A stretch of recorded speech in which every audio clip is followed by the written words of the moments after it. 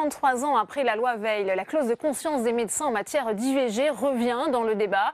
Vendredi, des sénateurs socialistes ont déposé une proposition de loi pour supprimer cette clause pour les professionnels de santé qui refusent de pratiquer une IVG, jugée comme une menace insidieuse pour les droits des femmes. Alors, les explications, avant d'en parler avec mes invités, de Cécile Sixou. Pour faire une IVG, on retire une vie pour aider une patiente en grande difficulté. Il faut donc être motivé pour le faire, parce que retirer une vie, c'est contraire à notre éthique. En tenant ces propos il y a 2 semaines, le président du syndicat national des gynécologues a créé la polémique. Personnellement opposé à l'IVG, il refuse désormais de la pratiquer. Vous faites jouer votre clause de conscience sur le fait de ne plus pratiquer l'IVG ?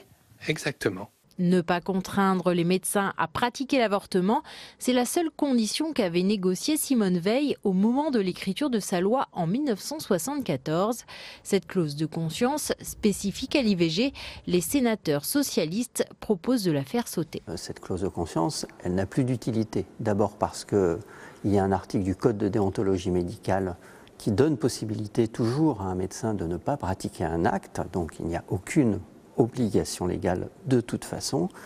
Et par ailleurs, le fait de la maintenir, ça envoie un message négatif, ça singularise l'IVG qui poserait un problème particulier. Une proposition à laquelle s'oppose l'archevêque de Paris, pour qui supprimer cette clause, c'est entrer dans une forme de dictature. Opposée aussi la secrétaire d'État Marlène Schiappa, mais pour d'autres raisons. Je pense que la réalité, c'est que quand il y a des médecins qui sont opposés à l'avortement, il est préférable que ces médecins ne pratiquent pas d'avortement. Pour qui ? Pour les femmes, parce qu'il y a un rapport qui met en exergue ce qui a été appelé des violences gynécologiques. Je crois que c'est culpabilisant pour une femme de s'entendre dire le cœur bat, le bébé est bien accroché, mais est-ce que vous ne voulez pas regarder l'échographie, etc. Les associations qui estiment que l'on a de plus en plus de mal à trouver des médecins pratiquant l'IVG saluent une avancée pour les femmes.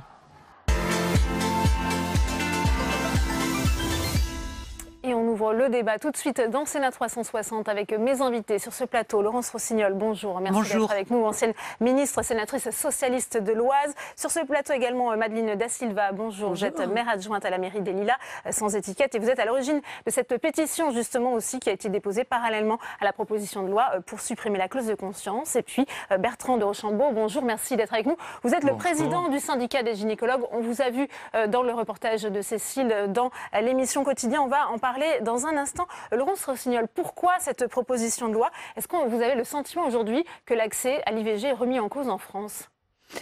Alors, j'ai le sentiment que les adversaires de l'IVG n'ont jamais désarmé. C'est-à-dire que depuis la loi Veil, à aucun moment, les groupuscules, les militants anti-IVG n'ont renoncé, si ce n'est à faire abroger la loi parce qu'ils se sont rendus compte que ce serait difficile et que l'opinion française est très favorable au droit à l'IVG. En revanche, à faire ce qui était déjà un peu contenu dans une série de dispositions de la loi Veil, et je vais revenir dans un instant si vous me donnez quelques instants pour le faire, rendre l'IVG compliqué d'accès pour les femmes, dissuader les femmes et les culpabiliser. Il faut se rappeler qu'au moment où la loi Veil a été adoptée, il y avait la détermination de Simone Veil, le mouvement social et le mouvement féministe qui portait la loi, et à l'Assemblée nationale, une majorité difficile à trouver. Et la loi Veil a été votée parce qu'il y a eu des concessions importantes. Ces concessions étaient nombreuses, il n'y a pas qu'une concession. Il y avait l'exigence d'une situation de détresse pour les femmes, il y avait l'exigence du double entretien, c'est-à-dire du délai de réflexion, puisque les femmes avaient besoin de réfléchir après avoir été demandé une IVG, comme si elles n'avaient pas réfléchi avant. Il y avait le délai à 10 semaines, et puis l'exigence d'une autorisation pour les mineurs aussi, et la clause de conscience. Et sur ces compromis, tous ont été progressivement abrogés ou réformés. Il n'y a plus d'exigence du délai de réflexion, il n'y a plus la condition de détresse, il ne reste que la clause de conscience. Et il faut savoir, c'est important, que tous les soignants disposent d'une clause de conscience générale qui leur est accordée par le Code de déontologie.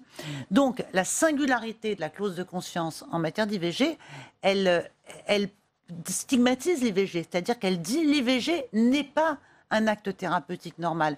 Et ça fait partie, à mon sens, à la fois des dispositifs d'empêchement, de complexification pour les femmes de l'accès à l'IVG et de la culpabilisation et de la dissuasion contre l'IVG. Oui. Bertrand de Rochambeau, comment accueillez-vous cette proposition de loi? Et puis peut-être souhaitez-vous revenir sur les propos tenus dans l'émission Quotidien qui ont aussi relancé ce débat sur cette question de la clause de conscience?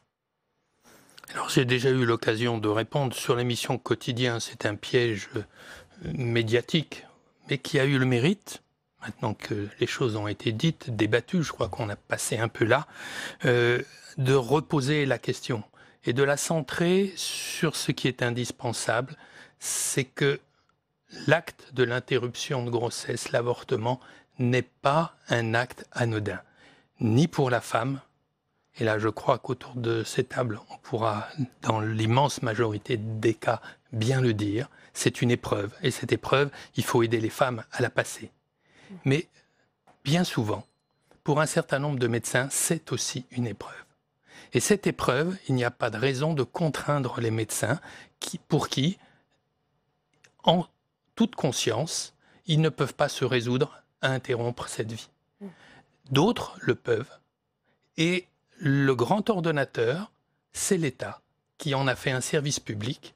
Donc aujourd'hui, la clause de conscience n'obère pas l'accès à l'IVG en France. Elle doit rester sacrée, c'est ce que vous dites, cette clause de conscience. Oui, parce qu'elle est la raison d'être des médecins.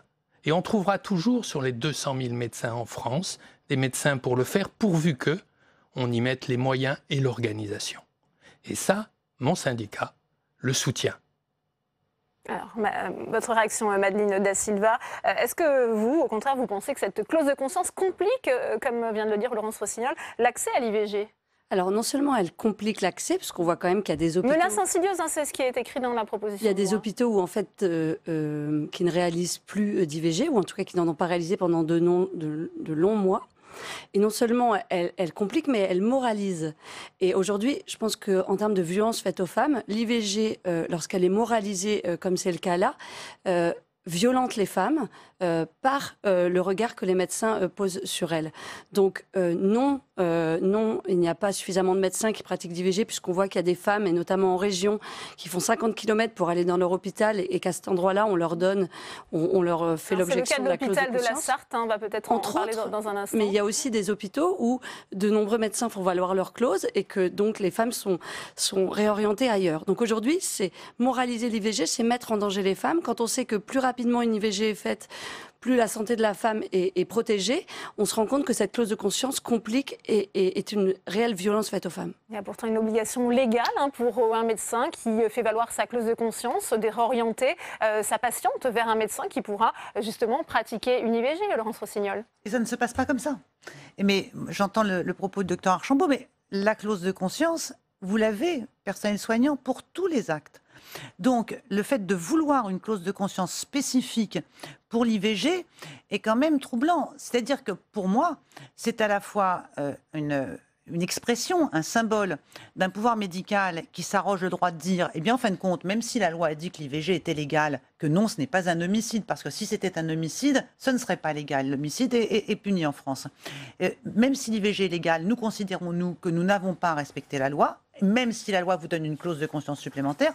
Et puis, c'est aussi le pouvoir médical qui consiste à dire et à continuer de contrôler le corps des femmes. Cette clause de conscience, en réalité, c'est une clause de défiance à l'égard des femmes, à l'égard de leur capacité à décider pour elles-mêmes si elles peuvent ou non continuer une grossesse.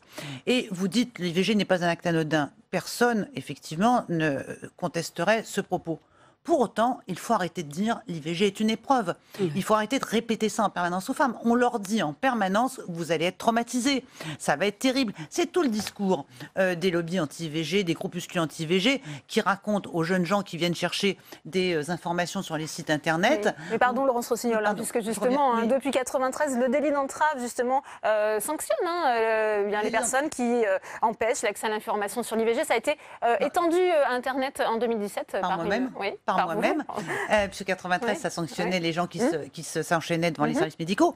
Et donc, en fait, cette clause de conscience, que moi j'appelle la clause de défiance, en réalité, c'est une clause militante. C'est le drapeau derrière lequel se retrouvent tous les adversaires de l'IVG. Tous ceux qui veulent continuer et de dissuader et de culpabiliser. Et on va prendre l'exemple italien, qui peut-être il n'est pas totalement probant. Oui, parce qu'on n'a pas de chiffres en France, c'est ça le problème aussi. En Italie, on estime qu'il y a à peu près 70% justement des gynécologues qui font valoir cette clause. Et l'IVG est très difficile.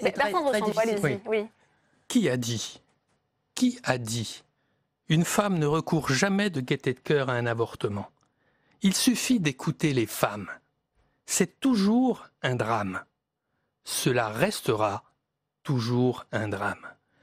On peut dire ce qu'on veut, mais là, vous le savez, c'est Simone Veil. Depuis, cela restera toujours un drame. Je suis médecin, je suis gynécologue, j'ai fait des interruptions de grossesse.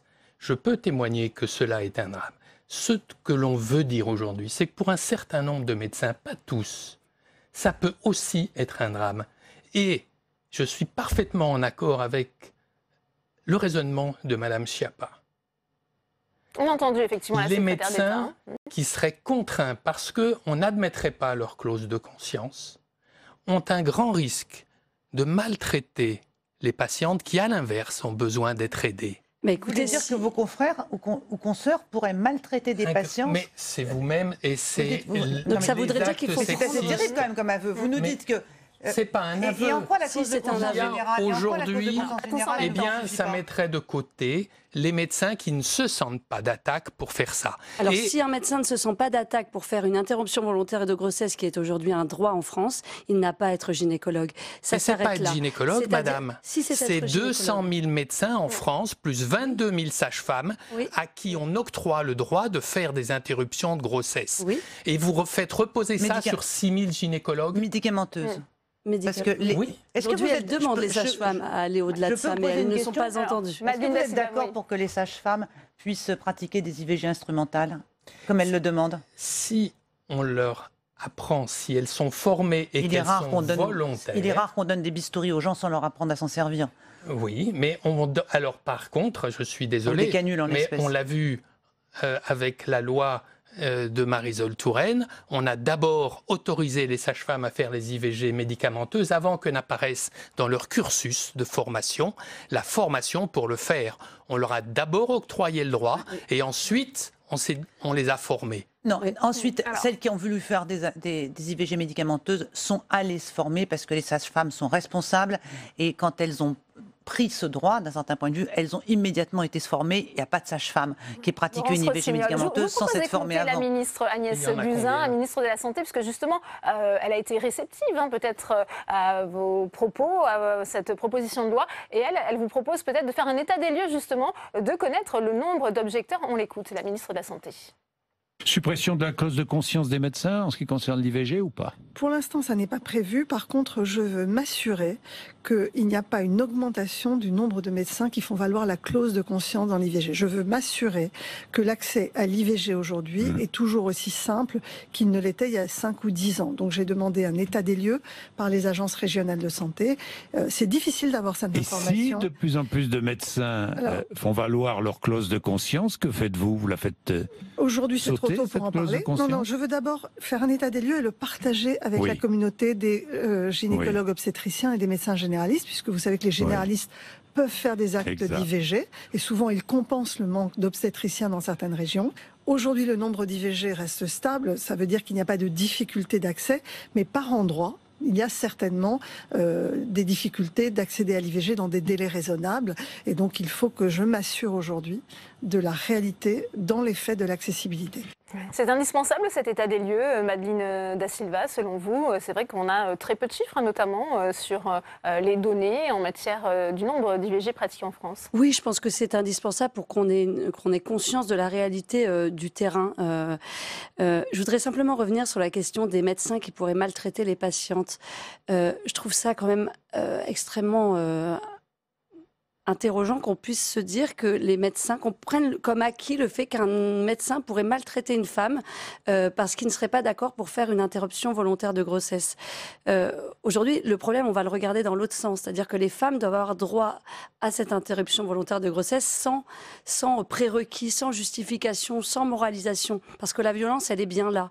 Et qu'un médecin qui devient gynécologue ou une sage-femme qui peut pratiquer une IVG médicamenteuse le sait quand elle commence ses études. Donc le choix, il doit s'opérer à ce moment-là. On ne peut pas ne pas retirer cette clause pour que les médecins ne maltraitent pas les femmes. C'est juste un aveu, comme vous le disiez, Laurence Rossignol, qui, moi, me fait froid dans le dos. Surtout qu'on a eu le débat sur les pharmaciens. Je me rappelle, c'est en 2015, l'Ordre des pharmaciens s'était mis en tête d'ouvrir un débat en son sein pour savoir si distribuer des pilules du lendemain ne heurtait pas la clause de conscience des pharmaciens. Il a fallu que là, on tape un peu du poing sur la table en disant ça me paraît quand même assez excessif. Mais si nous étions dans un débat apaisé, c'est-à-dire si effectivement la loi garantit l'accès à l'IVG et puis quelques médecins, de manière marginale, exceptionnelle, pourraient dire « moi je ne le fais pas » et pourraient à ce moment-là d'ailleurs recourir à la clause de conscience qui est prévue dans le code de déontologie. Mais le problème, monsieur le président, c'est que vous êtes président d'un syndicat. C'est que votre parole n'est pas une parole isolée. C'est la parole de l'institution. Et d'ailleurs, c'est pour ça que j'ai réagi. C'est pour ça que quelqu'un comme Martin Winkler, que vous connaissez probablement, qui est un médecin, auteur, écrivain, et écrivait il y a quelques années « il faut laisser la clause de conscience » pour les mêmes arguments qu'emploie aujourd'hui Marlène Schiappa, parce que sinon ça fera des vilains médecins qui seront obligés de faire des IVG contre leur gré. Et aujourd'hui, Martin Winkler publie un texte dans lequel il dit... C'est contraire à l'esprit de la loi Veil, justement. L'esprit de la loi Veil, c'est l'esprit du compromis. On a retiré la situation de détresse au moment où on l'a fait. Il y en a qui nous ont dit c'est peut-être contraire à l'esprit de la loi Veil. On a dit non. L'esprit de la loi Veil, c'était le compromis. Sinon, il n'y avait pas de majorité à l'Assemblée. Et tout le monde trouve normal d'avoir retiré cette condition que les femmes devaient prouver qu'elles étaient en détresse. De même que le double entretien, comme si les femmes n'étaient pas capables d'avoir réfléchi avant d'aller demander une IVG. Donc aujourd'hui, on est dans un débat qui est un débat entre les adversaires de l'avortement, très actifs en France et en Europe. Également, ça recule dans un certain nombre de pays. Certes, il y a l'Irlande, miracle, si j'ose dire, si je peux me permettre cet excès de vocabulaire, le miracle irlandais, mais sinon partout ailleurs, ça recule, parce que l'IVG n'est toujours pas accepté. Vous pensez toujours que c'est un homicide. Les conséquences pour vous, en tant que médecin, si on supprimait cette clause de conscience? Je crois que vous vous trompez d'adversaire. Ah, vous vous êtes exposé vous-même, si je peux me permettre. Je ne parle pas en mon nom propre. Mon nom propre a été tourné comme la position du syndicat. Il y a donc là une malhonnêteté journalistique manifeste. J'espère que vous n'êtes pas dupe du montage qui a été fait par cette chaîne. Mais qui peut croire que vous parlez en votre nom ? Eh bien, vous ne parlez jamais en votre nom quand vous êtes président d'un syndicat, jamais. Et si vous croyez le contraire, c'est que vous n'avez pas conscience de votre fonction. Non. Et c'est bien dommage pour la profession. Quand on est médecin et qu'on est interrogé en son nom propre, c'était le sens de la question. Et ensuite, on a dit « et en plus, c'est ». Et ce qui n'était pas prévu au départ. Deuxièmement, notre syndicat a toujours œuvré pour organiser au mieux et avant même la loi. Et je ne fais pas exception là comme président de mon syndicat. Et je le dis haut et clair, nous voulons faire en sorte que les femmes soient bien prises en charge avec toute l'attention qu'il le faut. Nous ne nous sommes jamais opposés aux différentes simplifications qui ont lieu depuis 1975 et qui progressivement ont facilité l'accès. Il y a là une clause tout à fait différente que déjà le HCE demandait dans son premier rapport, qui est celle de la fin de la clause de conscience, qu'il a réitéré 4 ans plus tard, quand il le défenseur des droits aussi a demandé. Voilà. Jacques Toubon n'étant pas quand même... Il y a là quelque chose de différent, parce que ce ne sont pas les seules choses à améliorer. La clause de conscience des médecins, pour les médecins, en France, je le répète, ce n'est pas l'obstacle. L'obstacle aujourd'hui auquel les femmes ont affaire, c'est qu'elles se trouvent, allons dans les détails, dans les services hospitaliers publics qui doivent assurer ce service public. Que répondez-vous par exemple aux patientes? On a parlé de cet hôpital de la Sarthe, où finalement, sur les 4 médecins pratiquant l'IVG, eh bien, c'est le seul qui pratiquait les IVG sur les 4 médecins est parti en retraite. Elles ont donc 45 km à faire. Je crois qu'elles doivent se rendre au Mans si elles veulent bien avorter. Voilà. Parce que la clause de conscience, c'est contagieux, vous le savez bien. Dans un service hospitalier, quand le patron Bertrand de Rochambon, qu'est-ce qu'elles peuvent... Là, ça met en cause l'accès égal pour toutes les femmes à l'IVG. Encore une fois, vous faites porter aux médecins la responsabilité de l'État, qui est l'organisation de son service public. Donc, si vous contraignez les praticiens hospitaliers à faire contre leur volonté des IVG, parce que je le répète, et c'est le médecin qui parle, ce n'est pas un acte ordinaire, eh bien si vous les contraignez, vous allez avoir de mauvaises conditions. Et je ne pense pas, pour les femmes, que ce soit souhaitable. À l'inverse, imaginons un peu plus d'initiatives hospitalières, de création de vraies filières d'orthogénie, où les acteurs sont intéressés en termes de carrière, au même titre que les autres spécialités de la procréation médicalement assistée, de l'accouchement sans douleur, de la chirurgie du cancer, qui sont nos autres branches de métier. Il y a là une progression régulière et des projets de carrière véritables à l'hôpital public là-dessus. Pourquoi, je pose la question, il n'y a pas ça dans l'orthogénie? Mais je pense, si je peux me permettre, Laurence Rossignol, ensuite ce que vous dites n'est pas faux, mais ça ne s'oppose pas à la question de la clause de conscience. C'est pour ça que Marisol Touraine, d'ailleurs, avait revalorisé de manière importante la cotation des actes d'IVG. Pas de manière importante. Elle l'avait revalorisé, elle l'avait revalorisé de manière du moins significative. On va se contenter du mot significative. Ça a été revalorisé. Mais je disais il y a un instant, la clause de conscience, c'est contagieux dans un service. C'est-à-dire que comme c'est un acte militant, ce n'est pas simplement un acte personnel, parce que je peux entendre... C'est pas un acte ordinaire, vous Non, laissez-moi finir. L'IVG, la clause. Elle parle de la clause, pas de l'IVG. Revendiquer la clause de conscience pour l'IVG, c'est un acte militant. Parce que je peux encore entendre médecins qui disent, bon, c'est l'IVG instrumentale, ça se coud. Bon, ok. Mais la médicamenteuse, quand même, l'IVG médicamenteuse, vous pouvez aussi utiliser la clause de conscience spécifique pour l'IVG médicamenteuse. Or là, c'est pas parce que l'acte est douloureux et difficile, et pas parce qu'il est un peu sanguinolent ou qu'on voit des choses qu'on voudrait pas voir. C'est l'idée même qu'une femme avorte, quand même, que vous refusez quand vous refusez, au nom de la clause de conscience, de délivrer des IVG médicamenteuses. Donc, je trouve que quand même, je n'arrive pas à comprendre pourquoi la clause de conscience générale ne vous suffit pas pour l'IVG. Pourquoi vous voulez continuer de désigner cet acte comme étant un acte qui contredit d'autres lois que les lois de la République. Parce que c'est ça le fond de l'affaire. De la même manière, les deux clauses se valent et je ne vois pas pourquoi vous en feriez tomber l'une plus que l'autre. L'une est générale, l'autre est spécifique. On regarde la générale, on s'intéresse à la spécifique. Parce que c'est un service public et qu'on va mettre à mal les praticiens hospitaliers du service public dans ce domaine-là. Vous savez, il y a des cliniques qui font beaucoup de... Il y a cette pétition, oui. Elle recueille énormément de signatures, quasiment 75 000, je crois, à ce jour. Vous allez continuer votre travail en parallèle de la proposition de loi des sénateurs? Oui, on est loin d'être au bout de ce qu'on peut faire comme signature autour de cette question. Je pense que la clause spécifique liée à l'IVG fait de ce droit un droit à part. Et je pense qu'en 2018, on peut arrêter de dire aux femmes que c'est un acte qui les traumatise, mais on peut les aider à aller vers cet acte avec plus de simplicité. On peut en faire un acte moins violent de la part des gynécologues. Et puis, on peut aussi se dire que cet accès au droit est un accès véritable et que les femmes sont assez grandes pour savoir si elles doivent avoir recours à une interruption volontaire de grossesse. Bien, merci à vous, Madeleine Da Silva. Merci, Bertrand de Rochambeau, d'être venu sur ce plateau. Merci, Laurence Rossignol. On verra si cette proposition de loi est inscrite à l'ordre du jour prochainement. Oui, si elle sera aussi présentée sous forme d'amendement.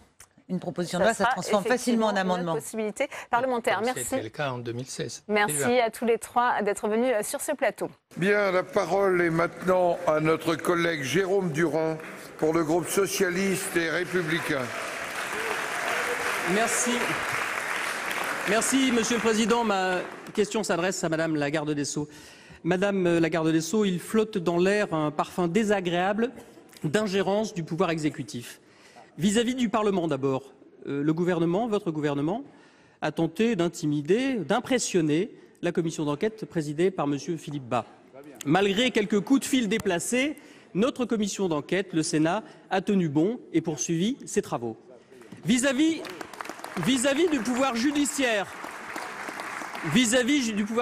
ensuite, les trois candidatures proposées pour la succession de François Molins ont toutes trois été écartées, en dépit d'un grand oral passé devant le Premier ministre.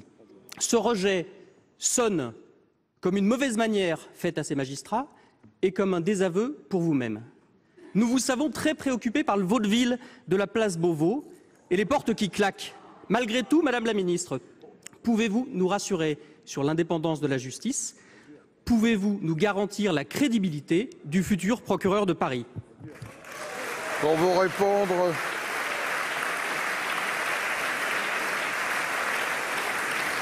la parole est à Madame la garde des Sceaux, ministre de la Justice, Madame Nicole Belloubet. Vous avez la parole, Madame la garde des Sceaux. Monsieur le Président, Mesdames les sénatrices, Messieurs les sénateurs, Monsieur le sénateur Durin, je voudrais vous rassurer.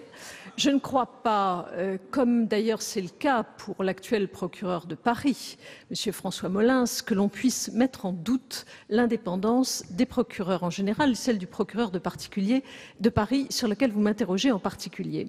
Je voudrais rappeler ici que, aussi bien pour les commissions d'enquête créées par le Parlement que pour les nominations des procureurs, il est toujours important de rappeler les principes constitutionnels. C'est ce que je voudrais d'un mot faire, Monsieur le sénateur.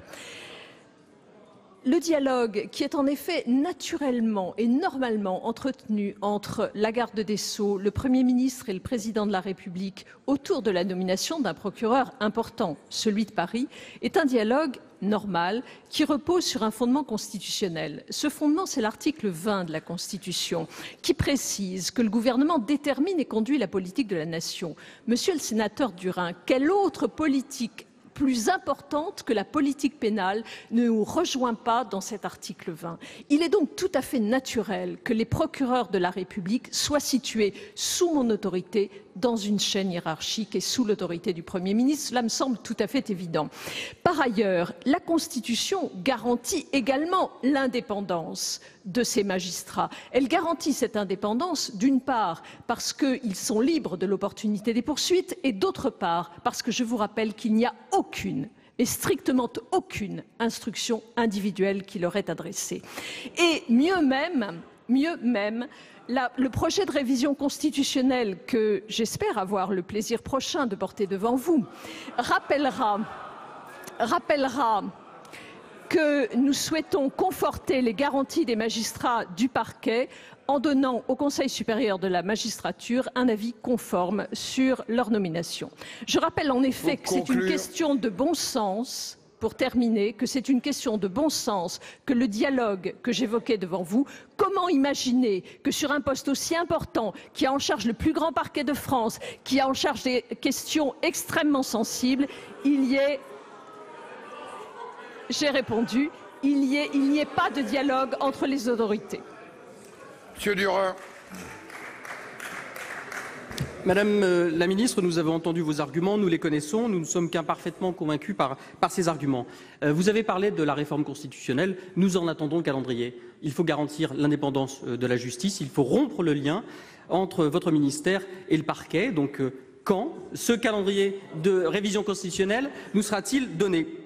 Par ailleurs, nous souhaitons avoir quelques garanties sur l'ambiance gouvernementale. Finalement, il y a ceux qui sont déjà partis, ils sont 6. Il y a ceux qui s'apprêtent à partir, qui font leurs valises, les défont. Y a-t-il encore un ministre de l'Intérieur? Et il y a ceux qui regardent les municipales qui arrivent, 4 pour la seule ville de Paris. Nous avons besoin d'un gouvernement concentré sur ses tâches, au travail, où règne un peu d'ordre, et d'un gouvernement respectueux des autres pouvoirs, la justice et les parlementaires. À quoi ressemblera le nouveau bac? Les lycées sont-ils prêts à mettre en œuvre cette réforme? Quel avenir pour le latin et le grec? On ouvre le débat dans cette édition. Et mes invités sur ce plateau, j'ai le plaisir d'accueillir Joanie Caillouette-Ramblière. Bonjour, merci d'être avec nous. Vous êtes chargée de recherche à l'INED, c'est l'Institut national d'études démographiques, et co-auteur de Sociologie de l'école, paru aux éditions La Découverte. Merci d'être avec nous. Face à vous, Jacques-Bernard Magnier, bonjour. Bonjour. Merci d'être avec nous, sénateur socialiste du Puy-de-Dôme. Max Brisson est également sur ce plateau. Bonjour, bienvenue, sénateur LR des Pyrénées-Atlantiques. Puis j'accueille Jean-Marc Huard. Bonjour, merci d'avoir accepté l'invitation de Public Sénat. Vous êtes directeur général de l'enseignement scolaire au ministère de l'Éducation nationale. Première question pour vous, messieurs les parlementaires, les sénateurs. Vous étiez dans l'hémicycle. Cette réforme, Jacques-Bernard Magnier, elle est plutôt bien accueillie par les sénateurs? On ne peut pas dire qu'elle soit mal accueillie.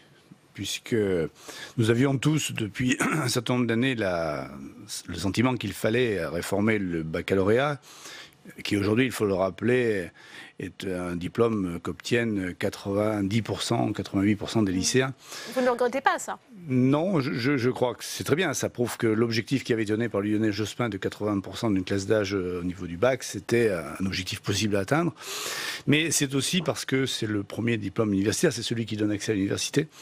Et avec la réforme de l'accès à l'université, Parcoursup, le baccalauréat nouveau permettra certainement aux lycéens de mieux s'orienter et d'avoir une chance de réussite un peu plus grande. Ce qui est un peu dommage, c'est qu'on ait mis Parcoursup d'abord et le baccalauréat nouveau après. Il aurait mieux valu travailler à l'envers, c'est ce que nous avons dit au ministre cet après-midi, qui lui pense que ça pourra aller comme ça, mais pour nous, nous pensons quand même que les choses ont été faites un petit peu dans le désordre. Max Brisson, quel regard portez-vous sur cette réforme? C'était une simplification nécessaire aussi? Il y a 7-8 mois, dans une chronique dans le œuf, j'avais dit que c'était un monument républicain et qu'il fallait le garder, mais qu'il fallait le dépoussiérer. On peut dire qu'une partie du travail est fait. En effet, un calendrier qui va permettre de prendre en compte les notes dans Parcoursup, c'est une bonne chose.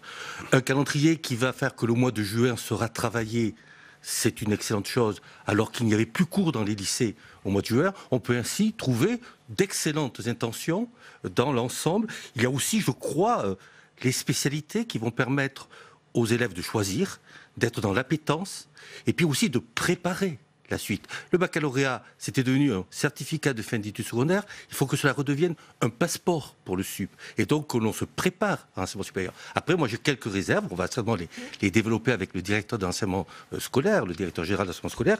Moi, je pense que il y a un risque de bachotage en continu. On n'a pas voulu aller trop loin dans le contrôle continu. Et donc, on va voir des partiels, des bacs blancs tout au long de la première et tout au long de la terminale. C'est pour moi un point faible. Et puis, comme l'a dit Jacques-Bernard Magnier, il y a aussi la question de la bonne présence des spécialités, de ces enseignements de spécialité partout sur les territoires. Et là, c'est une vraie question d'équité territoriale. Quel regard portez-vous sur cette réforme, Joanie Caillouette-Ramblière? Est-ce que, justement, elle permet aux élèves de bien se projeter vers l'enseignement supérieur? Alors, se projeter vers l'enseignement supérieur, ce serait une fonction qu'on peut donner au baccalauréat. C'est peut-être pas la seule, c'est-à-dire qu'on peut voir le baccalauréat comme la fin des études secondaires, ce qui était un peu la vision dans laquelle on l'avait positionné lorsqu'on disait 80% d'une classe d'âge au baccalauréat. C'était un objectif et en fait, ce qu'on pensait à ce moment-là, c'est qu'est-ce qu'on met réellement dans la scolarité au lycée, qu'est-ce qu'on veut apprendre réellement aux élèves lorsqu'ils sont au lycée. Aujourd'hui, dans cette réforme du baccalauréat, on positionne plutôt le baccalauréat comme une première étape dans l'enseignement supérieur, ce qu'il est également, mais en fait on le modifie uniquement avec cette fonction qui est celle d'accéder à l'enseignement supérieur. Et au risque de mettre de façon secondaire ce que seraient vraiment les apprentissages en lycée et qu'est-ce qu'on veut comme culture commune pour cette fin de scolarité secondaire qui concerne aujourd'hui quand même une grande partie de la population, effectivement. On voit poindre des critiques, Jean-Marc Huard. Quelle est la valeur ajoutée, selon vous, de cette réforme ? Je crois que ce qu'a voulu faire le ministre, il a eu l'occasion de le dire en séance, c'est à la fois réaffirmer l'importance du baccalauréat comme institution nationale, mais également remuscler le baccalauréat. Alors en effet, on a 80% d'une classe d'âge qui obtient le baccalauréat aujourd'hui, mais on a plus de 6 étudiants sur 10 qui ne valident pas leur première année universitaire après un an. Ça veut dire qu'il faut inévitablement revisiter le baccalauréat, et c'est ce que nous souhaitons faire. La réforme, c'est d'abord une réforme de l'examen, ça a été très bien présenté, avec une part de contrôle continu qui va compter pour 40% de la note finale, et qui permet, ce contrôle continu, de valoriser l'assiduité et le travail régulier des élèves. Et puis, c'est 60% sur des épreuves terminales. Alors l'épreuve de français que nous conservons en fin de première, 2 épreuves d'enseignement de spécialité après les vacances de Pâques, et un grand oral et une épreuve écrite de philosophie. Est-ce qu'il aura toujours la même valeur, ce nouveau baccalauréat? Certains redoutent de voir un bac un peu au rabais. Écoutez, quand on regarde nos voisins européens, on a un format qui est très proche de celui-là. Donc la valeur de l'examen sera inévitablement renforcée par une importance plus forte aussi donnée à des disciplines qui permettent aux élèves d'approfondir à la fois les matières qu'ils apprécient et puis celles qui leur permettent en effet de réussir dans l'enseignement supérieur. Jacques-Bernard Magnier, vous avez des inquiétudes, vous, sur la valeur du baccalauréat? Ça sera comparable à ce qu'on peut connaître aujourd'hui? C'est bien qu'on le considère comme un accès à l'université, mais c'est aussi bien qu'on veille au contenu. Alors, vous l'avez très bien dit, le lycée, c'est quand même un endroit où on acquiert des notions importantes pour poursuivre sa vie de citoyen. Et puis aussi pour s'orienter dans la vie vers un métier. Mais plus qu'un métier, je crois que c'est la construction du citoyen qui est importante. Et je pense que des matières comme la philosophie sont totalement fondamentales au baccalauréat, et pendant tout le lycée, au moins dans les premières et terminales. Et je crois qu'on ne la commence jamais assez tôt, la philosophie. C'est peut-être là qu'on devrait commencer. Et on parle d'enseignement civique et moral, beaucoup au niveau du collège, au niveau même de l'école élémentaire. Mais je pense que ce sont des notions qu'il faut absolument creuser dans notre jeunesse par rapport au problème de la citoyenneté qui aujourd'hui se pose. Il ne suffira pas de dire qu'on fait un service national universel pour pouvoir mettre tous les jeunes dans un même endroit pour qu'ils aient des valeurs communes. Il faut, dans le lycée en particulier, approfondir ces valeurs communes. Et je crois que vous aviez tout à fait raison quand vous évoquiez le contenu, parce que nous, on a souvent tendance à parler de l'avenir, d'après, de l'université, mais tout le monde ne va pas à l'université. Et le lycée et ensuite le diplôme du baccalauréat ont besoin d'être des lieux où on a des contenus et où on les sanctionne à la fin par un diplôme. Max Brisson, est-ce qu'à trop dépoussiérer le baccalauréat, il en perd aussi un peu de sa valeur?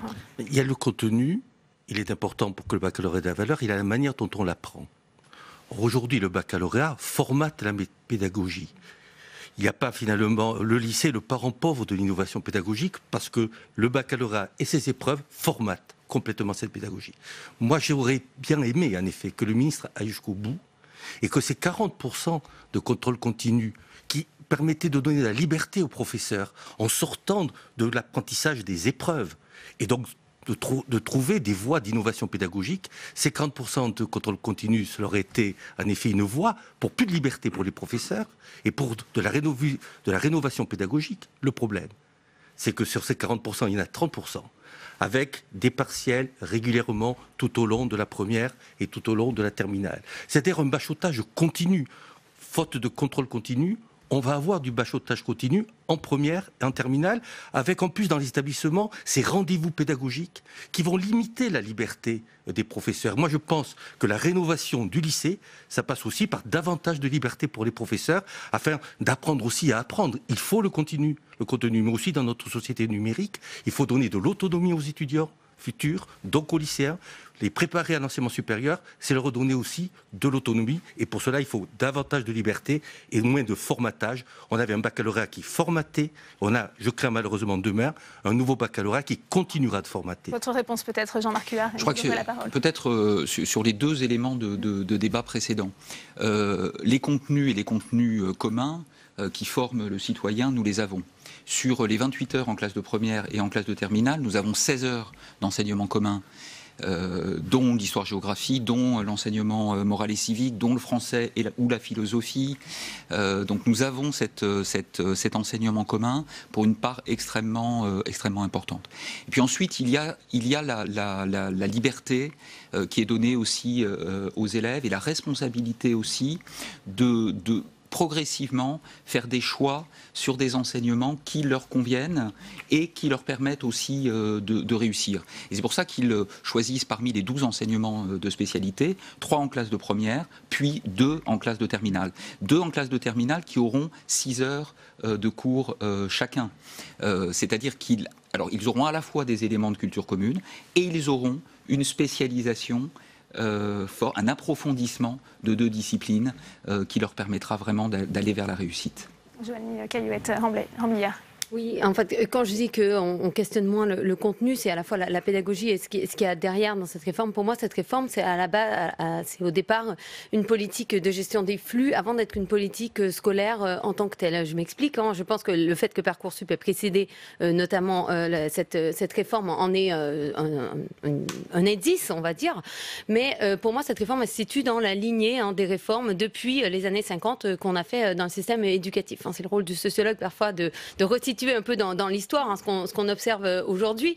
Donc on est actuellement en train de vivre ce qu'on pourrait appeler une troisième explosion scolaire dans notre système éducatif. Après l'explosion scolaire de 1954 à 68 où on a vu la généralisation du collège, après celle des années 85-92 où on a vu la généralisation du lycée. Aujourd'hui, on voit un boom démographique dans l'enseignement supérieur et dans les lycées qui devient un réel problème. Ça veut dire quoi? Il faut décourager les élèves? C'est ce que non, vous ça ne veut dites pas dire qu'il faut décourager les élèves. Ça veut dire qu'il faut peut-être prendre les leçons de ce qui s'est passé dans les explosions scolaires précédentes. Et dans les explosions scolaires précédentes, ce qu'on peut leur reprocher, c'est qu'à chaque fois, ce qu'on a questionné, c'est comment faire passer davantage les élèves dans la classe supérieure. On a supprimé l'orientation en fin de 5e en disant, voilà, tout le monde ira en fin de 3e, sans mesures compensatoires pour les élèves qui étaient en difficulté, qui dès lors sont sommés de poursuivre jusqu'en 3e et qui connaissent des difficultés. Soyons clairs, je suis complètement pour permettre à tout le monde d'aller jusqu'en fin de 3e.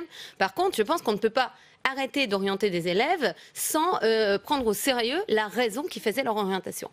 Et je pense qu'aujourd'hui, lorsque l'on continue cette politique de gestion des flux, qui est avant tout une politique qui se pose la question de que faire de tous ces élèves qui arrivent de ce boom démographique sans moyens supplémentaires, eh bien, on perd un peu le sens du système éducatif, qui est celui des apprentissages, de comment faire en sorte de faire vraiment réussir l'ensemble d'une classe d'âge, ce qui, aujourd'hui, force est de constater, ce n'est pas le cas, ce n'est pas le cas au lycée général, mais ce n'est pas le cas si on prend l'ensemble des lycées, puisque cette réforme laisse aussi de côté tout ce qui est lycée professionnel et lycée technologique. Et si on s'intéressait à l'ensemble d'une classe d'âge, alors je vois faire la moue, elle laisse pas de côté.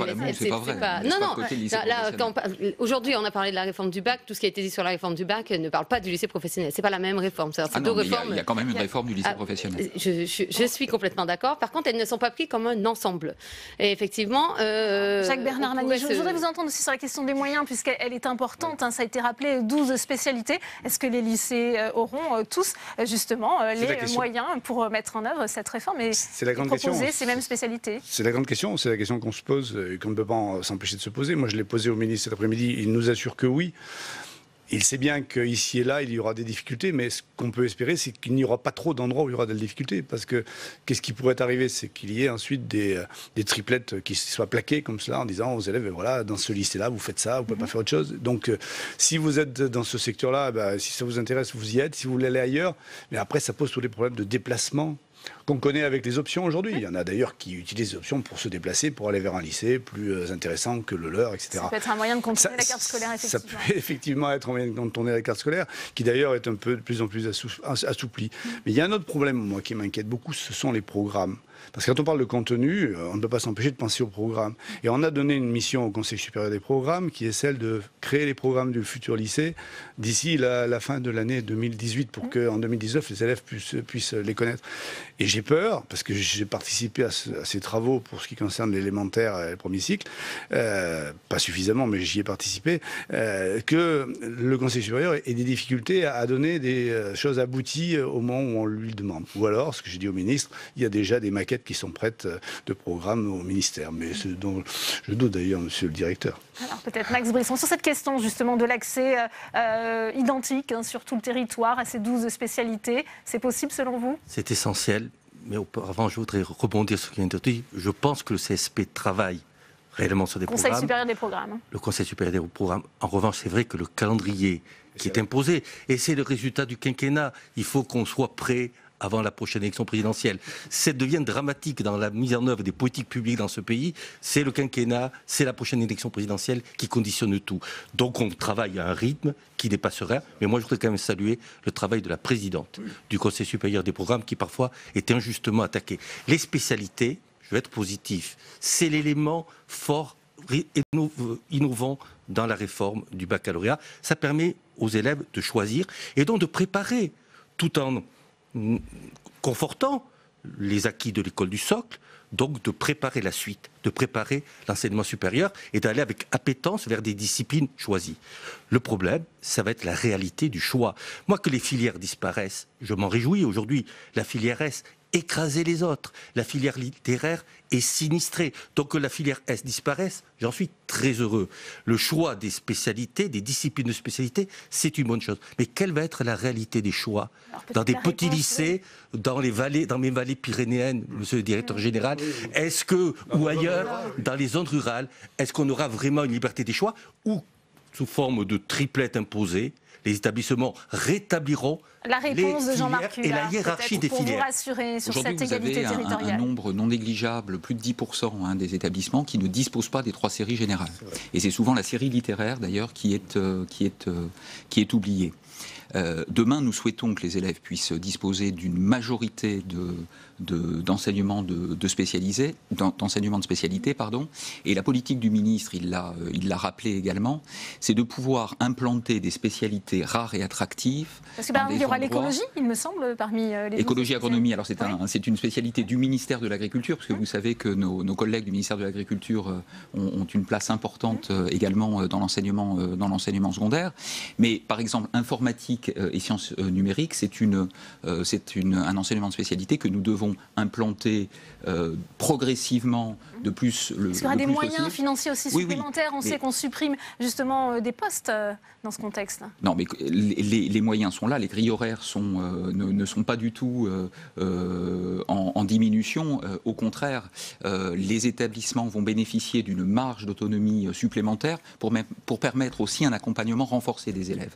Parce que dans le choix des spécialités, dans le choix progressif, nous créons également un accompagnement renforcé avec 54 heures, c'est-à-dire à peu près 1h30 par semaine d'accompagnement à l'orientation, en lien avec les régions. La loi Pénicaud du 3 septembre a confié aux régions un rôle plus important sur l'information sur l'orientation. Et nous devons, avec les professeurs, avec les psychologues de l'éducation nationale, véritablement mieux accompagner les élèves dans les choix de spécialité et ensuite vers l'enseignement supérieur. Joanie Caillouette-Ramblière, est-ce que vous pensez qu'il y aura les moyens pour que les lycées puissent mettre en œuvre justement cette réforme ? Les moyens financiers, c'est peut-être pas ce dont je pourrais le plus parler. Par contre, les risques pour moi de cette réforme, pour moi, ils sont triples. D'abord, c'est un risque potentiel d'accroissement des ségrégations entre établissements. Donc, on a vu que le ministère est attentif à tenter de les réduire. Mais pour moi, tout en rappelant qu'effectivement, cette ségrégation, elle existe déjà, qu'elle est bien antérieure à cette réforme, on peut penser qu'elle pourrait être accrue de 3 manières. D'abord, par celle qui est la plus logique, c'est-à-dire celle des offres scolaires inégales selon les lycées, au détriment des territoires ruraux dont on se demande. Donc il a été annoncé qu'il y aurait 7 spécialités dans chaque établissement. Donc c'est vrai que dans les territoires ruraux, avoir accès dans un périmètre de quelques dizaines de kilomètres à un seul lycée, ça veut dire avoir accès à 7 spécialités sur les 12 et non pas à autant que dans les autres établissements. Deuxième raison pour laquelle cette ségrégation peut être accrue, à mon avis, c'est par des différences de curricula rendues possibles à l'intérieur des établissements par l'introduction, par la place supplémentaire donnée au contrôle continu et aux banques d'épreuves, ces fameuses banques d'épreuves communes, qui peuvent amener certains établissements à orienter davantage leur programme sur certaines épreuves, celles qui auront été choisies en janvier par les enseignants et pour lesquelles on fera, alors je ne sais pas si on peut dire bachoter, mais davantage travailler les étudiants pour accroître les taux de réussite au baccalauréat de son établissement. Alors pourquoi chaque établissement aurait tant intérêt à faire accroître ce taux? C'est qu'il y a des classements, justement parce qu'il y a un jeu de réputation qui va être accru par ces 2 premières raisons. Et en fait, on voit que Parcoursup est effectivement un des éléments qui donne toute cette portée. Le lycée d'origine, effectivement, fait partie des critères de sélection de Parcoursup. Jacques-Bernard Magnet, je voudrais aussi qu'on parle du latin et du grec, puisqu'il y a eu beaucoup d'inquiétudes des hellénistes et des latinistes sur l'avenir de ces langues. Alors, Jean-Michel Blanquer, dans le journal du dimanche, a tenté de rassurer. Il y aura des points de bonus. Est-ce que vous faites confiance, justement, au ministre sur ce point? Le latin et le grec, c'est un sujet toujours qui plaît beaucoup, même à ceux qui n'en ont jamais fait et qui n'avaient pas l'intention d'en faire faire à leurs enfants. Mais en tout cas, c'est un point de crispation. Ça l'a été du temps de la ministre précédente, Najat Vallaud-Belkacem, qu'on a accusé de vouloir faire disparaître le latin des collèges notamment, et puis ensuite du lycée. Moi, le ministre s'est engagé en disant il y aura du grec et du latin, ça donnera des points en plus. C'est pas ce qui était dans le projet d'origine. Donc ça signifie qu'il a déjà évolué sur un point. Jean-Pierre Raffarin, ancien Premier ministre, est notre invité. Le face-à-face, c'est tout de suite.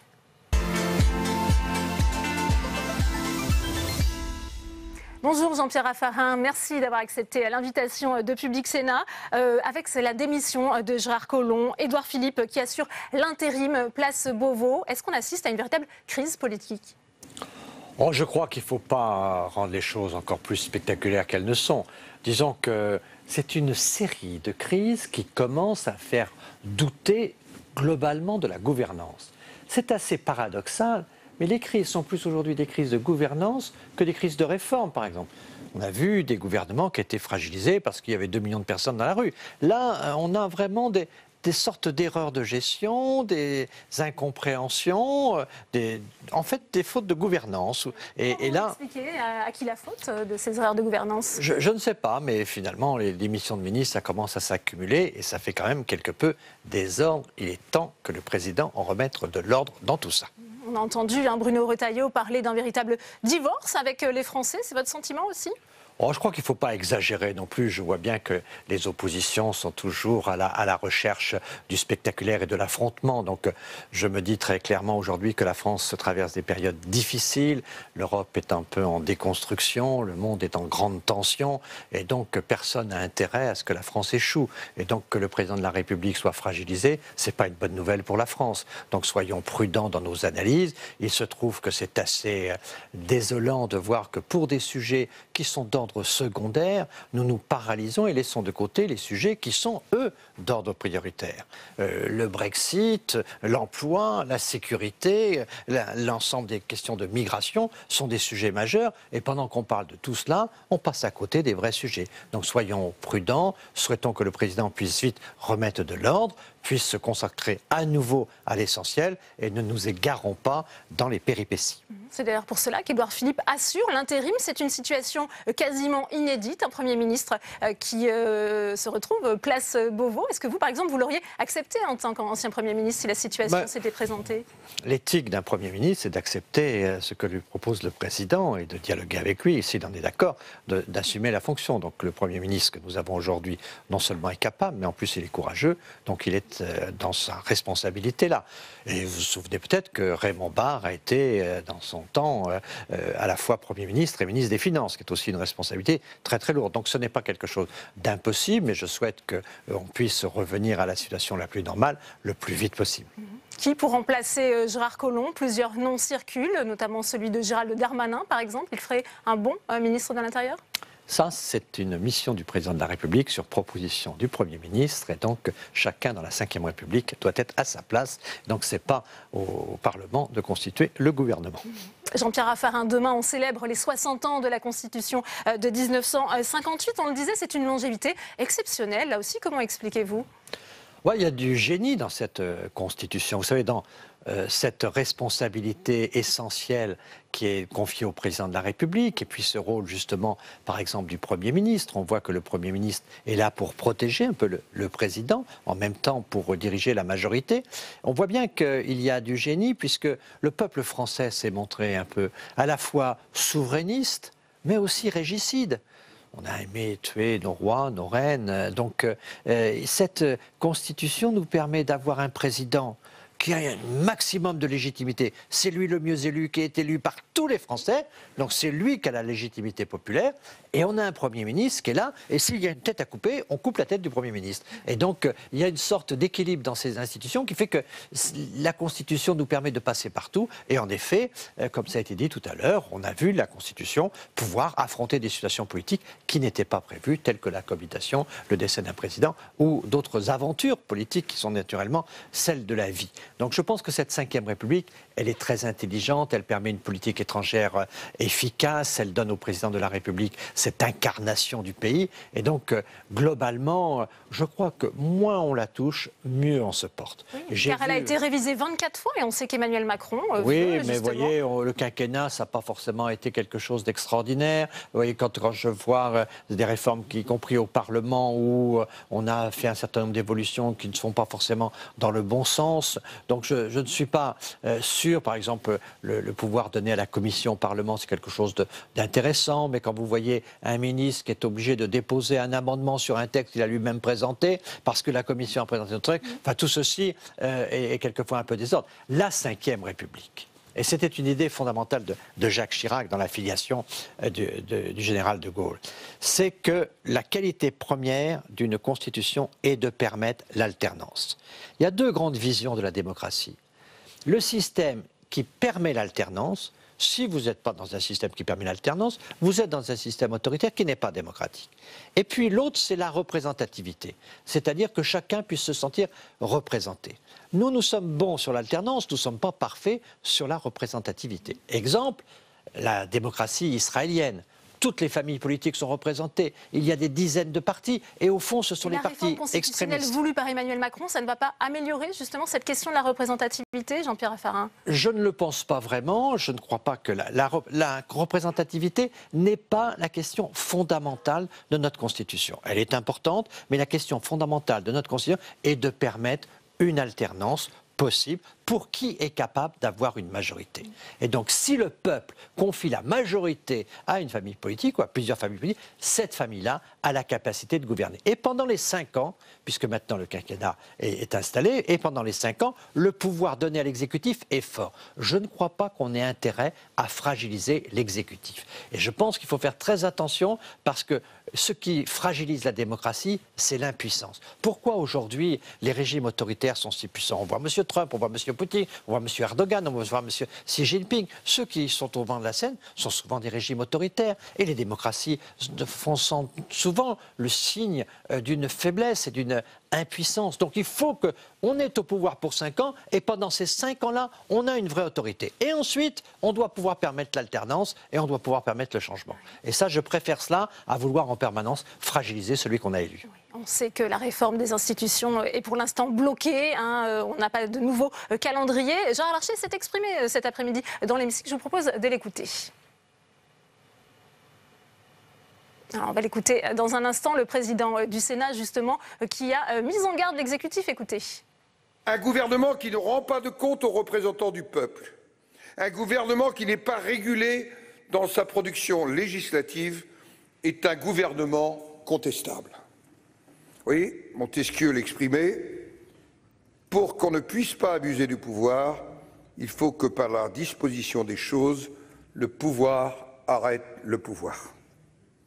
Préserver les pouvoirs du Parlement, c'est préserver les fondements de la démocratie représentative. Affaiblir le bicamérisme, c'est affaiblir tout le Parlement. Jean-Pierre Raffarin, il faut préserver les pouvoirs du Parlement dans un régime qu'on qualifie parfois d'hyper-présidentiel aussi.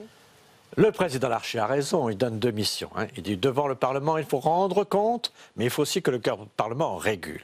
Je ne crois pas qu'il y ait des menaces aujourd'hui. Le président est, par définition, ceux qu'il nomme, c'est-à-dire le gouvernement doit rendre compte au Parlement. Le gouvernement est régulé par l'action législative du Parlement. Donc, moi, je ne crois pas que nous soyons en crise aujourd'hui dans l'exercice des responsabilités démocratiques. Donc, on peut toujours améliorer pour rendre les choses plus rapides, on peut diminuer le nombre de parlementaires, on peut faire un certain nombre de... Sans affaiblir le Parlement, c'est possible? C'est possible, on voit bien que ça fonctionne dans d'autres pays, donc ce n'est pas forcément impossible.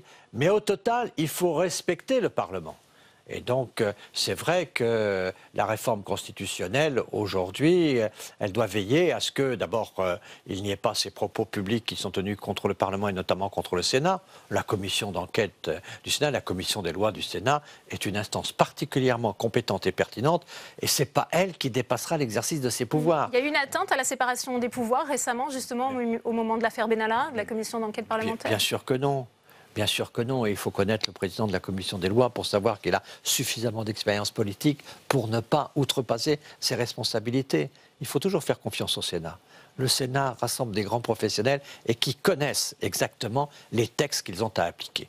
Et donc, il n'y a pas de risque de ce côté-là. Et je pense qu'il faut faire confiance au Parlement, qu'il faut faire en sorte qu'on n'insulte jamais le Parlement. Je crois que toutes ces tensions vis-à-vis du Parlement ont rendu la réforme institutionnelle et constitutionnelle très difficile. Il n'y aura plus de consensus politique. Je pense qu'à partir du moment où vous traitez les parlementaires de petits marquis, à partir du moment où vous avez des fautes de langage de cette nature, vous créez des tensions entre le Parlement et l'exécutif. Et donc, il doit y avoir la clarté. Moi, j'étais surpris que quand j'ai entendu ces propos, qu'il n'y ait pas eu un ministre tout de suite qui puisse dire non, ces propos sont inacceptables. Il a fallu attendre 3 ou 4 jours que François Bayrou s'exprime dans le Figaro pour qu'il y ait une mise au point. Donc ça, je pense que c'est quand même très important de respecter le Parlement. Mais la réforme de la Constitution, je ne la vois pas comme quelque chose aujourd'hui d'essentiel pour la France. Nous avons des questions de sécurité, de migration à régler, nous avons des questions d'emploi, de dynamique entreprise, d'allègement des charges et des difficultés pour nos PME. On a des problèmes de revenus et de pouvoir d'achat pour les Français. Il y a un certain nombre de questions qui sont majeures. C'est là-dessus qu'il faut concentrer les efforts. Vous évoquiez bien la confiance que le gouvernement doit avoir envers les institutions, envers le Sénat. Je vous propose de regarder, ce sont des images d'archives, elles datent de 58 justement, au moment où le général de Gaulle signait cette constitution. C'est un extrait qui a été trouvé par notre journaliste Pierre Bande-Joseph. Regardez.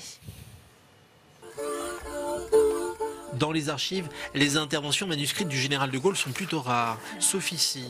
Nous sommes à la fin du mois d'août, à la fin du processus de rédaction de la Constitution, lorsqu'il rend un dernier arbitrage fondamental et décide de ne pas donner au Sénat la possibilité de renverser le gouvernement, contrairement à ce que demandaient les parlementaires et le président René Coty. Dans le même geste, de Gaulle tourne le dos au parlementarisme et au dernier président en exercice de la 4e République.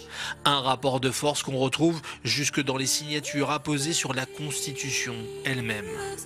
Qu'est-ce que ça vous inspire à cette séquence, Jean-Pierre Raffarin? C'est vraiment la responsabilité de l'exécutif qui est confortée quand même dans cette Constitution. Mais quand on a exercé les responsabilités de l'État, je crois qu'on doit bien mesurer que trop souvent, on paralyse l'action dans notre pays. Vous avez des textes qui font que des recours sont possibles en permanence, que les procédures sont très très longues. Vous voyez qu'aujourd'hui, pour dans une ville, créer un théâtre, il faut 10 ans, alors que dans d'autres pays, en 2 ou 3 ans, vous pouvez le faire. On se rend compte qu'on peut toujours empêcher les choses dans notre pays. Il faut donner au pouvoir la capacité de l'action. Et ça, le général de Gaulle a donné cette orientation-là. Et c'est ça la Ve République. On peut changer le président, mais pendant le terme de son mandat, le président a des pouvoirs réels. Et il travaille avec le Parlement, et le Parlement, comme le dit Gérard Larcher, à la fois doit être le lieu où le gouvernement rend compte, mais aussi le lieu où il régule. Mais au-delà de cela, la responsabilité, elle est dans l'exécutif. C'est pour ça que la démocratie française n'est pas la démocratie israélienne, où il y a beaucoup de partis, et où ce sont les partis qui créent des coalitions, et finalement, souvent, on donne aux extrêmes un poids considérable. Non, là, c'est celui qui est capable de rassembler 50% des Français le jour de l'élection présidentielle, qui peut gouverner, et on lui donne les moyens de gouverner. Moi, je ne suis pas pour que l'exécutif, aujourd'hui, soit affaibli. La Ve République, c'est à la fois de la démocratie, parce que c'est de l'alternance, mais c'est aussi de l'autorité pour l'efficacité. Jean-Pierre Raffarin, Emmanuel Macron sera demain à Colombey, les 2 églises, sur la tombe du général de Gaulle. On a souvent parlé de l'orthodoxie gaulliste chez Emmanuel Macron. Qu'est-ce que vous en pensez?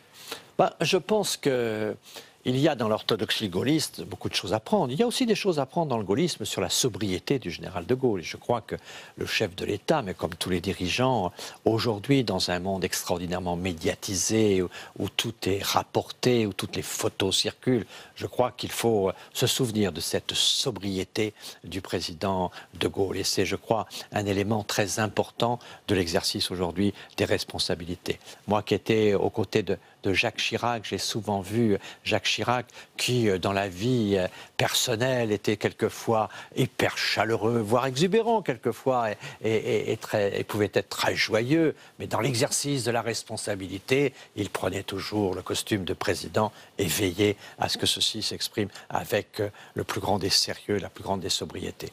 Et donc je pense que dans l'exercice du pouvoir, il y a chez de Gaulle des leçons à tirer. Mais au fond, aujourd'hui, la situation de la France n'est pas si mauvaise que ça, puisque les sujets qui aujourd'hui nous occupent sont des sujets qui relèvent de la gouvernance et qui ne relèvent pas des grandes difficultés du pays sur les réformes ou sur un certain nombre de difficultés que nous aurions à affronter à l'étranger ou sur notre territoire. Donc il y a des difficultés, mais je crois que tout ceci peut être surmonté et au président de la République de réorganiser son équipe politique, de faire en sorte que les moyens aujourd'hui... Ça doit passer par un renouvellement complet des équipes, un remaniement d'une certaine ampleur, selon vous, Jean-Pierre Raffarin? Je pense qu'il y a un problème d'organisation de la majorité aujourd'hui, et donc le président doit réfléchir en effet à cela. Avec un remaniement donc plutôt large, c'est ce que vous dites aujourd'hui? Ça, c'est au président de la République d'assumer ses responsabilités. Il est, selon le général de Gaulle, l'homme en charge de l'essentiel. Et dans les institutions, chacun doit veiller à ce que le président de la République reste l'homme en charge de l'essentiel. C'est lui et pas nous. Vous faites allusion à ces photos prises aux Antilles. Vous avez été choqué par ces clichés? Je ne veux pas m'étendre sur ces sujets, mais je pense que le président est dans des circonstances aujourd'hui médiatiques extraordinairement exposées. Et c'est la responsabilité de tout le monde de protéger le président et d'éviter une surexposition qui, avec tous les détournements possibles, peut conduire à vraiment un affaiblissement de la fonction. Et donc, il faut protéger le président en toutes circonstances. Nous devons, par notre respect, aussi pouvoir le respecter. Je vois très souvent des commentaires, j'entends des déclarations qui ne sont pas toujours à la hauteur de ce qu'on doit porter à celui qui a été élu par les Français et qui doit être respecté. On peut le combattre, on peut le contester, mais la fonction doit être respectée. Eh bien, merci infiniment Jean-Pierre Raffarin d'avoir été notre invité en direct sur ce plateau. À quoi ressemble la copie sénatoriale sur ce projet de loi de programmation de la justice? Avant d'en débattre avec mes invités, on voit tout ça avec Samia Dechir. Pour désengorger les prisons, le gouvernement prépare une vaste réforme de la justice. Elle prévoit des aménagements pour les peines de moins d'1 an, mais exclut les alternatives à la prison pour les peines plus longues. C'est en réalité une fausse solution. Et nous, on a dit, dans le texte, on a supprimé tous ces effets de seuil. C'est absolument dangereux. On dit le tribunal, pour les peines encourues de détention au-delà d'1 an, a la liberté de choisir ce qu'il veut. Il n'est pas obligé d'envoyer en détention. Il peut mettre un système de probation en place, il peut mettre un système de travail d'intérêt général. Laissons au tribunal correctionnel la liberté de pouvoir décider librement et sans contrainte, si vous me permettez, la décision la plus efficace. La commission des lois du Sénat devrait largement réécrire le texte du gouvernement. Un texte qui prévoit aussi une simplification des procédures judiciaires, en partie dématérialisées. On sent que par la numérisation, par la suppression de la collégialité, par toute une série de mesures, on cherche à réduire les dépenses et nous craignons qu'on ait une déshumanisation de la justice et un manque de proximité de la justice. Autre point problématique, les pouvoirs étendus accordés aux procureurs de la République. Le gouvernement veut leur accorder les mêmes moyens d'enquête intrusifs que ceux des renseignements. Les sénateurs réclament des moyens de contrôle pour garantir les droits des justiciables. Alors avant d'ouvrir le débat en plateau avec mes invités, on retourne salle des conférences pour une nouvelle réaction avec vous. Tam Tranui, vous êtes avec le sénateur socialiste du Bas-Rhin, Jacques Bigot. Oui, Jacques Bigot, on vient de vous entendre dans le reportage de Samia Dechir. Vous jugez qu'il n'y a pas assez de moyens accordés à la justice. Pourtant, les budgets sont plutôt positifs. Pour le régalien, vous ne vous en réjouissez pas, une augmentation à hauteur de 4,5% par rapport au budget de l'année dernière. Ce n'est pas satisfaisant, ce n'est pas assez ? Non, je crois qu'on sera très clair. Je pense que c'est satisfaisant de voir les efforts budgétaires qui sont faits, qui sont nécessaires et indispensables depuis des années. Mais en même temps, d'abord, on est dans une loi de programmation, mais il y a l'annualité budgétaire qui fait que ça n'oblige pas finalement, c'est une indication. Et puis, on a l'impression que sur le nombre de postes de recrutement, il y a un manque. Mais ce qu'on sent surtout dans ce texte de loi, qui s'appelait au départ programmation, et puis c'est le Conseil d'État qui a dit mais rajoutez réforme de la justice, les modifications, les réformes qui sont proposées ont essentiellement pour but de diminuer le besoin du recours à la justice. Or le vrai problème, c'est que du coup, la numérisation, la suppression de la collégialité, l'éloignement des magistrats, fait qu'on a le risque d'avoir une justice qui ne sera pas proche du justiciable, alors que le justiciable, il a besoin d'une proximité avec la justice. Oui, vous craignez la fin de la justice de proximité. C'était aussi la crainte de nombreux magistrats, de nombreux avocats qui, on avait entendu leur colère au printemps lorsqu'on avait les prémices de ce texte. Il faut effectivement que les magistrats puissent avoir un contact avec les justiciables, que ce soit en matière pénale ou que ce soit en matière civile. Par exemple, la volonté, mais le Sénat n'y est pas favorable, la volonté de supprimer la tentative de conciliation du juge aux affaires familiales avant l'introduction de la procédure de divorce, c'est bien prouvé que, alors que c'est un temps important où les magistrats écoutent les époux et fixent non pas une conciliation souvent, mais les mesures provisoires qui sont le préalable à la séparation du couple. C'est important et c'est fondamental, et ça ne peut pas se faire hors de la présence des parties et hors de la présence du juge. Et comment vous expliquez cette position du gouvernement justement pour effacer le juge d'un certain nombre d'affaires ou de dispositions de ce type ? Une démarche simplement un peu technocratique. C'est-à-dire qu'on essaie de voir à quel endroit on peut limiter le recours au juge, limiter le retour à la fonction juridictionnelle. Et puis on se dit, ça fera des économies, on aura besoin de moins de moyens. Et je pense que ce n'est pas la bonne démarche. Donc nous avions déjà travaillé dans le cadre de la mission sur le redressement de la justice, sur ce qu'il fallait amener et qui était transpartisan. On a travaillé aussi avec François-Noël Buffet sur la question de la nature des peines et j'espère que nous arriverons à avoir un texte de ce point de vue-là qui ira dans ce sens-là. L'intérêt de tous, c'est que la justice fonctionne bien. Vous avez senti la ministre à l'écoute lorsque vous l'avez auditionnée la semaine dernière, à l'écoute des préconisations du Sénat ? Alors je pense que la ministre défend à l'heure actuelle un projet un peu trop technocratique et j'espère qu'elle nous écoutera les uns et les autres, puisque c'est en première lecture que ce texte vient au Sénat, et que nous arrivons à faire quelque chose qui soit constructif pour l'ensemble de nos concitoyens. Bien, merci beaucoup Jacques Bigot d'avoir répondu à mes questions. Merci à vous, Tam, pour cette réaction. On va continuer le débat avec mes invités. J'ai le plaisir d'accueillir Sophie Joissaint. Merci d'être avec nous. Bonjour. Vous êtes sénatrice centriste des Bouches-du-Rhône. Sur ce plateau également, Romain Dupéré. Vous êtes avocat, président du comité Jurem. Il s'agit des juristes En Marche. Et puis bonjour. Béatrice Brugère, bonjour. Secrétaire générale du syndicat Unité Magistrats Force Ouvrière. Première question, Sophie Joissaint, puisqu'on a entendu les mécontentements de vos collègues parlementaires, sénateurs, sur cette réforme de la justice. Pourtant, on a senti que la ministre, la garde des Sceaux, tentait un peu d'amender son projet pour adoucir justement les mécontentements.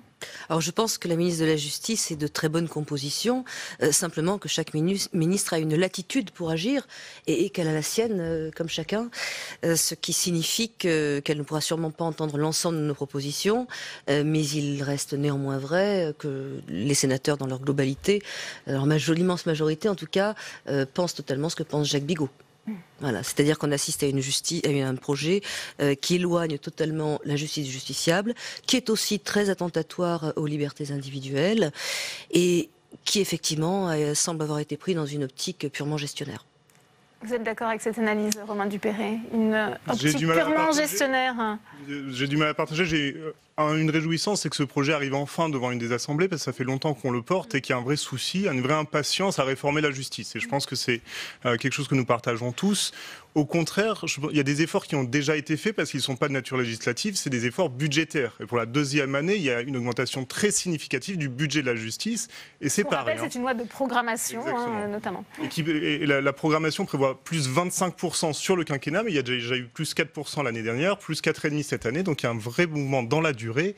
Et après, on pourra peut-être en débattre de manière plus technique, mais il n'y a pas de volonté d'éloignement. Il y a aujourd'hui 1000 tribunaux de première instance en France. Il y en aura toujours tout autant à l'avenir, mais au contraire, on voudrait que la justice puisse s'adapter plus à la carte de la population française telle qu'elle est aujourd'hui et des besoins de justice tels qu'ils existent aujourd'hui. C'est vrai que les fusions des tribunaux d'instance inquiètent. On va y venir. Oui, c'est très inquiétant. Oui. C'est très inquiétant parce qu'au jour d'aujourd'hui, effectivement, la ministre garantit qu'il n'y aura pas de fermeture de juridiction, mais demain, ces mêmes juridictions, dans le cas d'un tribunal unique, ce ne seront que des chambres et ce sera beaucoup plus facile à fermer que des juridictions à part entière.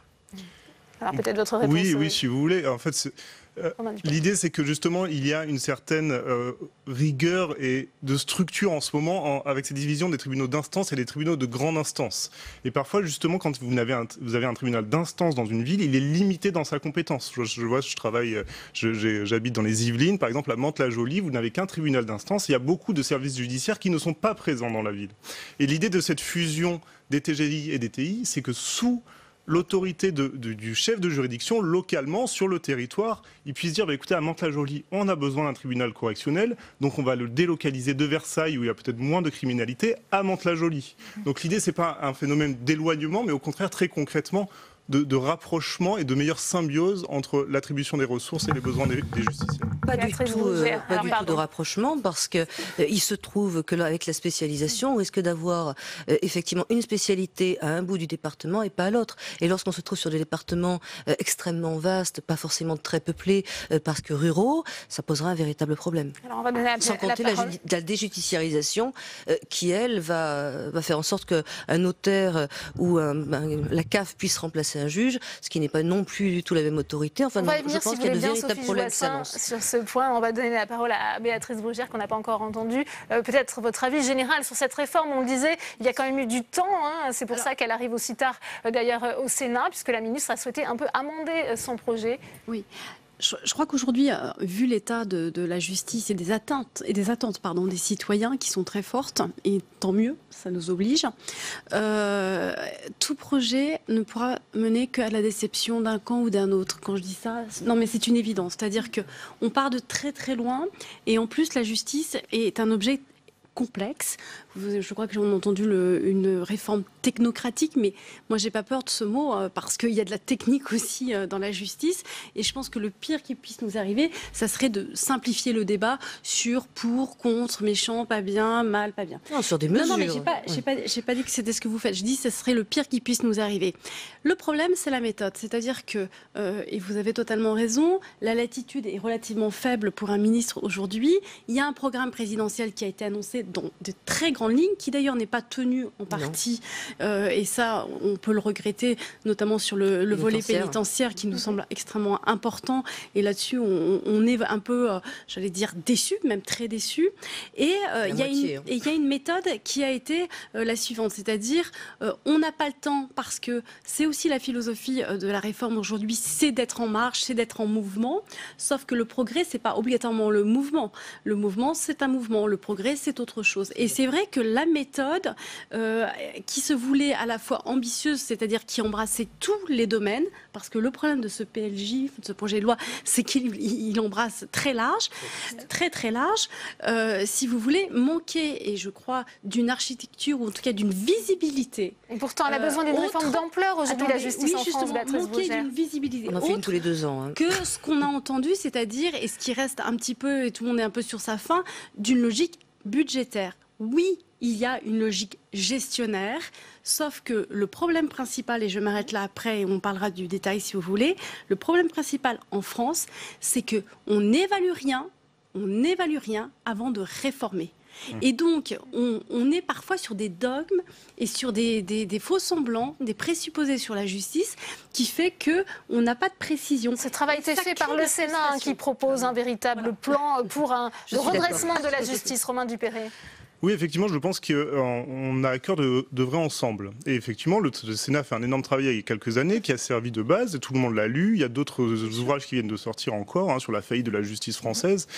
Cela dit, c'est un problème qui a été porté par le président de la République il y a plus d'1 an et demi maintenant. Nous, on avait organisé 30 réunions publiques avec des magistrats, avec d'autres à l'époque. Donc effectivement, je ne pense pas qu'on soit dans la précipitation 1 an et demi après. Et la garde des Sceaux a lancé les chantiers de la justice il y a maintenant près d'1 an, autour de 5 binômes. Et effectivement, c'est un plan d'ensemble, global. Donc effectivement, on veut s'attaquer aux différentes problématiques dans leur ensemble, parce qu'il y a un autre sujet qui est celui de la complexité législative et qu'on ne pourra sans doute pas y revenir, et qu'on veut inscrire cet effort dans le temps. Donc voilà, donc c'est pour ça que nous, il nous semble qu'il est vraiment temps de faire ces choses-là. Maintenant, il n'y a pas de logique budgétaire, encore une fois, dans l'idée, parce que elle existe, cet effort. Et forcément, il faut gérer le service public de la justice. C'est un budget qui est limité. Simplification, rationalisation. Sophie Joissaint, peut-être. Oui, moi, OK, on avance mesure par mesure. Qu'est-ce que vous pensez de l'extension du juge unique ? Ça veut dire qu'il y a 170 nouveaux délits qui vont rentrer, selon le projet du gouvernement en tout cas, dans la juridiction d'un seul juge au tribunal correctionnel, quand on sait tout de même que la collégialité est à la fois un gage de qualité au niveau du travail, mais aussi et surtout, et ce qui est au cœur de la justice et de sa mission, de l'impartialité. Vous allez avoir des juges qui vont gérer 20, 30, 40 affaires par demi-journée, qui vont être harassés, et puis qui restent des êtres humains comme tout un chacun. Moi, je pense qu'on est en train, au contraire, de mettre en place une justice totalement expéditive. Sur la fin de la collégialité. Aussi les pouvoirs accrus. Sur la fin de la collégialité. Je parle d'impartialité, je parle aussi d'indépendance. Oui. Le procureur, on a bien vu les débats. Attendez, on a bien vu aussi les débats de ces derniers jours concernant la nomination du procureur. Oui, mais il y aura des amendements au Sénat sur ce thème, justement. Je trouve que le parquet a besoin d'indépendance. Voilà. Je vais répondre sur la première question. Sur la fin de la collégialité, et puis bien sûr.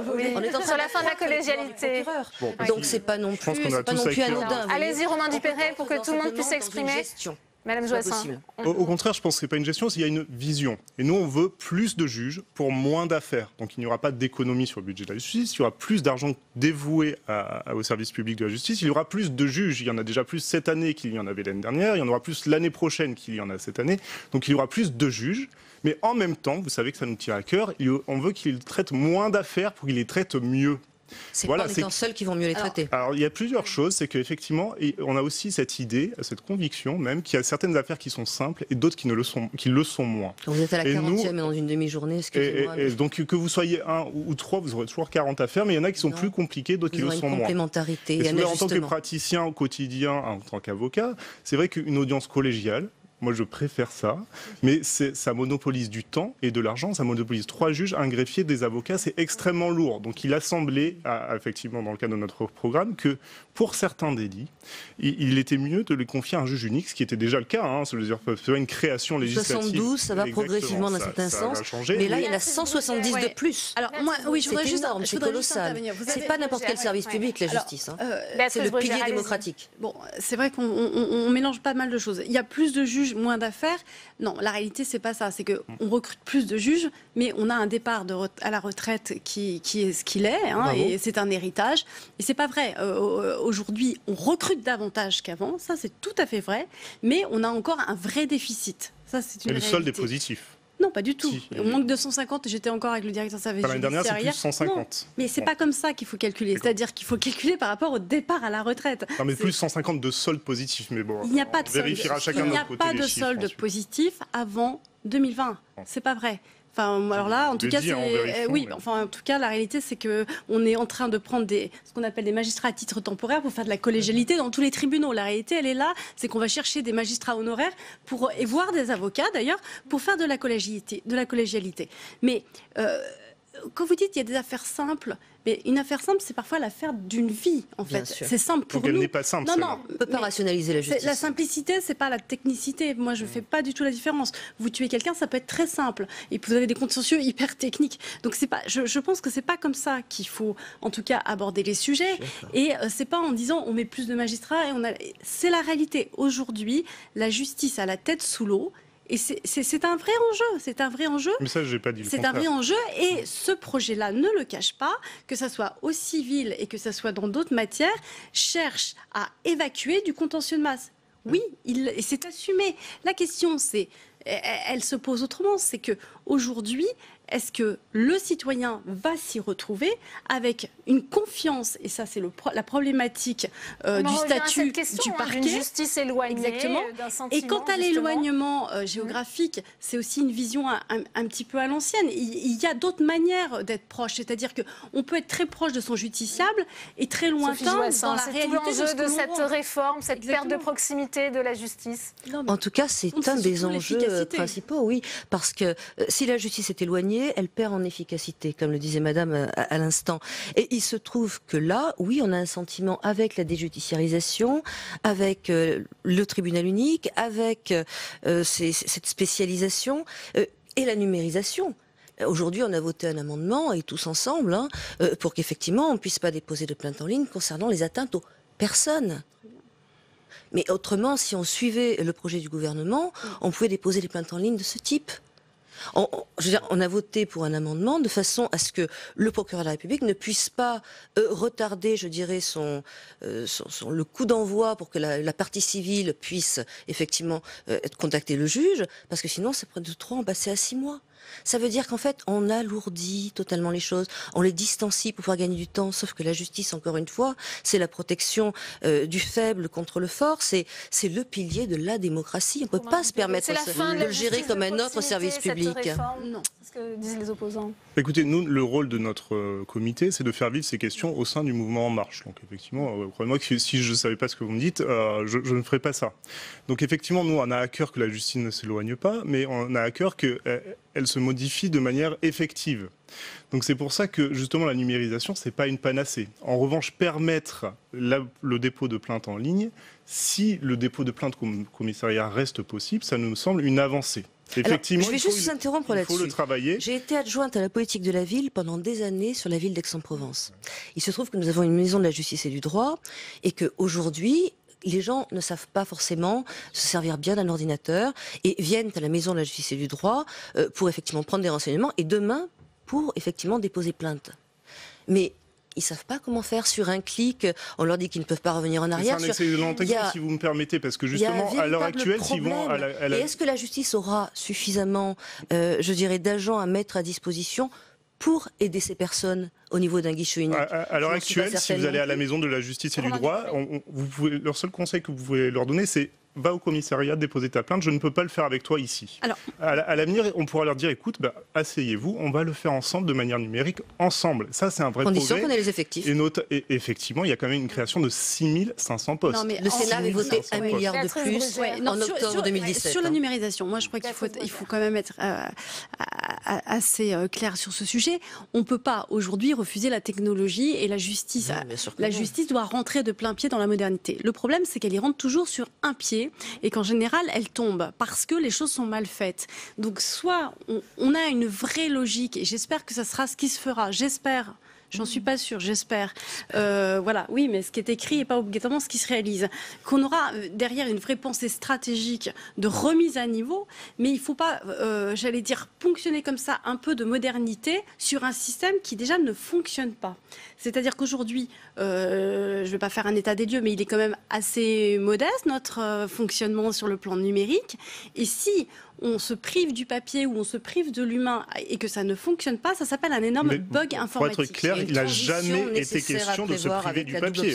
Jamais. Vous pouvez toujours aller au commissariat déposer une plainte. Non, mais moi je vous parle de la numérisation. La numérisation. Mais là, on était sur la numérisation des plaintes. Donc, oui, mais la numérisation des plaintes, c'est toute une logique sur laquelle on ne s'oppose pas, où on est prudent. C'est-à-dire que j'entends très bien la critique et à la fois, on a besoin d'aller vers la modernité. Transition. Oui, on a besoin de ça. Brugère, on arrive bientôt au terme de ce débat. Je voudrais savoir si la contestation chez les magistrats, chez les avocats, on avait vu, elle était assez vive au moment de la présentation de ce projet de loi. Est-ce qu'elle est retombée? Est-ce que des actions sont prévues alors que commence la semaine prochaine au Sénat l'examen de ce texte? Très clairement, nous sommes le seul syndicat qui avons essayé de travailler par rapport aux autres syndicats qui étaient vraiment dans une contestation beaucoup plus radicale, de travailler et les lignes ont bougé. Donc moi je dis avec honnêteté, ce gouvernement a su faire bouger les lignes.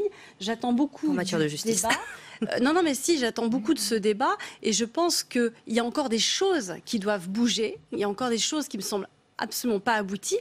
Mais le problème de fond reste le même, c'est que ce projet ne sera pas attaqué aux causes réelles qui aujourd'hui mine la justice et n'aura pas rétabli l'équilibre, par exemple, sur le rôle des parquetiers, sur une procédure qui doit être respectueuse des droits, sur... Là, c'est l'inverse. Voilà. Oui, sur les libertés individuelles. Donc, si vous voulez, nous, on n'est pas contre le fait qu'il y ait une modernisation, qu'il y ait des avancées. Et d'ailleurs, il y a des choses très intéressantes dans ce projet. On n'a pas le temps de les détailler, mais il y a des choses... Quand même. Oui, Romain Dupéré. Pourtant, la justice, elle a besoin de cette réforme. Pourtant, c'est ce qu'on dit. Bien sûr, si vous voulez, c'est un texte qui est très ambitieux. Par exemple, le tribunal criminel me semble une chose très intéressante. Mais c'est intéressant parce que les avocats... À condition que ce ne soit pas les prémices de la disparition des cours d'assises. C'est une expérimentation. C'est une expérimentation. Romain Dupéré, ensuite je vous donnerai la parole, Sophie Joissin. Non, mais évidemment, c'est un texte qui est très ambitieux, donc il n'est pas monolithique. Nous-mêmes, on a fait une tribune, justement, à la Gazette du Palais, qui dit 15 pages où on dit ce qui nous plaisait, ce qui nous plaisait moins, et là où on aimerait que le ministère ne recule pas non plus. Donc voilà, donc j'espère qu'on va pouvoir travailler ensemble. Il y a quand même une volonté de changer véritablement les choses, et notamment, c'est dommage, on n'a pas pu en parler, mais notamment dans la logique de la peine, où il y a quand même une révolution qui est en marche, et malheureusement, je regrette qu'on ne se rende pas compte ou qu'on critique aussi. Juste un dernier mot sur l'intérêt général. Juste sur la peine. Alors là, très clairement, on est dans une logique d'évacuation, pour vider les prisons. Et on n'est pas du tout dans une logique, enfin cette logique on la connaît, c'est comment faire en sorte qu'il y ait moins de personnes qui rentrent en prison, et quand ils sont en prison, comment ils peuvent sortir le plus vite. Moi je trouve dommage, au contraire, qu'on n'ait pas été jusqu'au bout de ce que le président avait annoncé, c'est-à-dire un vrai plan pénitentiaire pour se mettre enfin à niveau. À cette vision gestionnaire que vous alors là, évoquiez. sur les peines, je pense que là... on sait qu'il y a eu beaucoup d'amendements aujourd'hui en commission. Le Sénat va rendre sa propre copie. Il y aura des évolutions apportées par la Haute Assemblée, Sophie Joissaint? Ah, énorme. Énorme, et je crois sur les bancs de l'ensemble des partis politiques. Je crois que la commission des lois, avec Yves Détraigne, François-Noël Buffet, a très très bien travaillé. Il y a encore évidemment des débats qui restent ouverts. On va essayer de voir ce que propose aussi le gouvernement sur certains sujets. Je vais peut-être pas tous les détailler non plus, mais il est vrai que oui, on espère en sortir tout de même un texte conséquent, mais qui s'appuie beaucoup sur le texte que le Sénat a déjà sorti en octobre 2017. Déjà. Et je voulais parler du travail d'intérêt général, puisqu'on parlait des peines, prenons-en une. Rendez-vous est pris le 9 octobre, puisque les débats débutent en séance. On n'a plus le temps, on aura l'occasion d'en reparler. On va en reparler très vite. Et vaste. Merci à tous les trois d'être venus sur ce plateau. C'est la fin de cette édition. Merci à vous de l'avoir suivi. Dans 30 minutes, on va plus loin, présenté par Rebecca Fitoussi. Très bonne suite de programme sur Public Sénat.